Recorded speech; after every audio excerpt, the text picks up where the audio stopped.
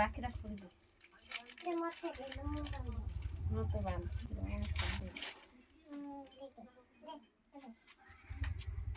ପକ୍କାଙ୍କର ଦେଖିବି କଣ କରୁଥିଲା ଏଇ ଦି ମୁଣ୍ଡ ଧରନ୍ତି ଦି ପଟ ଧରିକି ନେଇ ବାନ୍ଧି ହାତର ଟେକ ଟିକେ ଉପରକୁ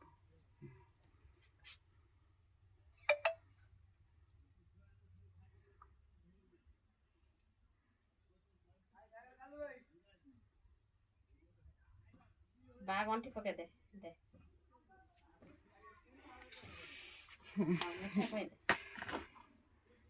କଣ ମିଠା କହିବା ତ ମରିଆ ତୁ ଖାଇ ଦଉନୁ ସିଏ ଖାଉନି ଦେଲା ଦେ ଆଉ ତୋର ଦେ ପାଇଲିନି ପାଟିକି ଆଉ ଜୁଆର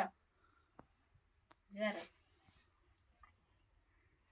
ତୁ କହିବି 100 ଦିନ ହେଲା ଖାଇନି ହାତ ମାରିକି ଜୁଆର